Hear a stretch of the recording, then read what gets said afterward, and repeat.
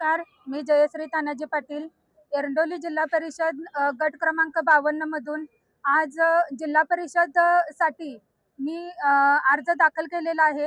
अर्ज दाखल करत असताना कार्यसम्राट आमदार माननीय सुरेशभाऊ खाडे आणि आमच्या जिल्हा बँकेच्या संचालिका व्हाईस चेअरमन जयश्रीताई मदनभाऊ पाटील यांच्या मार्गदर्शनाखाली आम्ही आज जिल्हा परिषदसाठी एरंडोली गटातून अर्ज दाखल केलेला आहे। आणि यापूर्वी आम्हाला संधी मिळाली, आम्ही चांगली कामं केली, पण यावेळी संधी मिळाल्यानंतरही आपण याच्यापेक्षाही चांगल्या पद्धतीने चांगल्या जोमानं चांगल्या पद्धतीचे कामं करून दाखवीन एवढा विश्वास आहे। नमस्कार, मी तानाजी पाटील सलगर, ग्रामपंचायत माजी लोकनियुक्त सरपंच। आज एरंडोली गट 52 यामधून सौ जयश्रीताई तानाजीराव पाटील यांचा भारतीय जनता पार्टीमधून जिल्हा परिषद गटासाठी अर्ज दाखल केलेला आहे। हा अर्ज दाखल करत असताना या मिरज विधानसभा मतदारसंघाचे कार्यसम्राट आमदार आदरणीय सुरेश भाऊ, त्याचबरोबर आमच्या नेत्या सांगली जिल्हा मध्यवर्ती बँकेच्या व्हाईस चेअरमन आदरणीय श्रीमती जयश्रीताई मदनभाऊ पाटील यांच्या मार्गदर्शनाखाली हा अर्ज दाखल केलेला आहे। याच्या पूर्वी 2012 ते 17 पंचायत समिती सदस्य सभापती, त्याचबरोबर 17 ते 22 जिल्हा परिषद सदस्य आणि 22 ते 27 सलगर गावच्या लोकनियुक्त सरपंच म्हणून सौ जयश्रीताई तानाजी पाटील यांनी चांगल्या पद्धतीचं कामकाज केलेलं आहे। आणि या विकासाच्या जोरावरतीच गेली 25 वर्ष सलगर गावची ग्रामपंचायतीची सत्ता सुद्धा आमच्या ताब्यामध्ये आहे। त्यामुळं आम्ही दापंत्यांनी सलगर गाव म्हणजे आमचं कुटुंब, किंबहुना एरंडोली जिल्हा परिषद गट म्हणजे आमचं कुटुंब असं समजून सातत्याने या विभागामध्ये विविध योजनेच्या माध्यमातून विकास कामे केलेली आहेत। भारतीय जनता पार्टीच्या माध्यमातून आदरणीय सुरेश भाऊंचं तर फार मोठं काम आहे, डोंगरावर काम आहे। त्यामुळं येणाऱ्या जिल्हा परिषदला या ठिकाणी सांगली जिल्हा परिषदेवरती भारतीय जनता पार्टीचा झेंडा फडकल्याशिवाय राहणार नाही।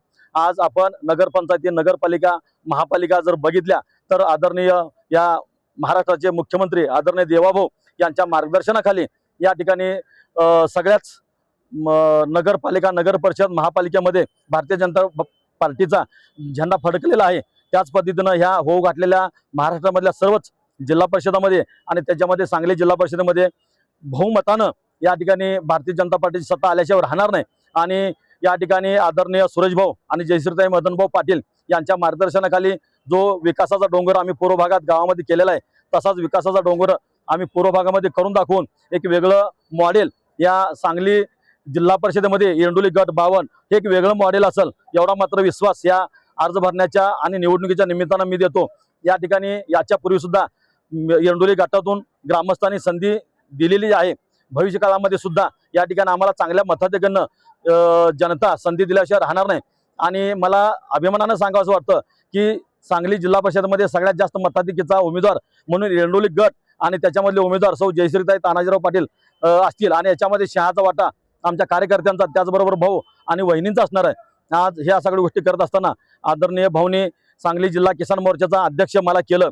सोलापूरला महापूर आला, त्या सोलापूरच्या महापुरामध्ये आम्ही स्वतःचा ऊस स्वतः तोडून या ठिकाणी सोलापूरला देण्याचं काम, त्याचबरोबर सांगली मध्ये सुद्धा ज्यावेळेस महापूर आला त्यावेळेस सुद्धा म्हणजे कोरोनाच्या कालावधीमध्ये सुद्धा कोरोना हॉस्पिटल, स्वर्गीय मदनभाऊ पाटील कोविड हॉस्पिटल काढून एक आदर्श महाराष्ट्रामध्ये सलगर गावानं घालून दिलेला आहे। आणि त्या सलगर गावामध्ये आमचे दोघांची जी जोडी आहे, आम्ही जे दापंत्य आहोत, तो इतिहास ते काम या पूर्व भागामध्ये एरंडोली गटामध्ये करून एरंडोली गट सांगली जिल्हा परिषदेमध्ये एक अव्वल स्थानी नेण्याचं काम या ठिकाणी करण्याचं धोरण मी ठरवलेलं आहे। आम्ही मिरज पूर्व भागातली शेतकरी कुटुंबातली माणसं आहोत आणि कष्टाळू भाग म्हणून आमचा मिरज पूर्व भाग बघितला जातो। या ठिकाणी स्वर्गीय विठ्ठलदाजींनी म्हैसळेला जन्म दिला, तदनंतर अजितराव घोरपडे असतील, स्वर्गीय शेंडगेबाबा असतील, सर्वांनीच या ठिकाणी या म्हैसळ योजनेसाठी काम केलं। पण अधिक काम उठावदार आणि चांगल्या पद्धतीचं कोणी केलं असेल ते आदरणीय कार्यसम्राट आमदार सुरेश भाऊनी केलेलं आहे। त्याचबरोबर या ठिकाणी भारतीय जनता पार्टीचा किसान मोर्चाचा जिल्हाध्यक्ष याची सुद्धा संधी मला भाऊनी दिलेली आहे, या पक्षाने दिलेली आहे। आणि म्हणून आपल्याला वाटलं की एकतर आमचा जन्म शेतकरी कुटुंबात झालेला आहे, किसान मोर्चाचा जिल्हाध्यक्ष आहे, त्याचबरोबर भाऊनी पूर्व भागाला पाण्याचं म्हैसळ योजनेची जी काय स्कीम आहे ती चांगल्या पद्धतीनं ताकदीनं चालू ठेवलेली आहे।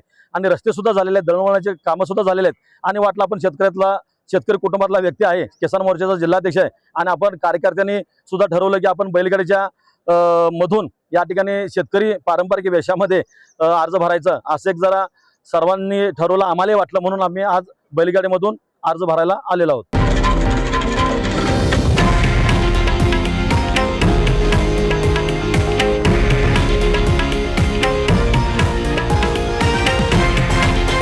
हे आहे देशातील नंबर 1 न्यूज नेटवर्क आणि आपण पाहत आहात TV9 मराठी, एकमेव.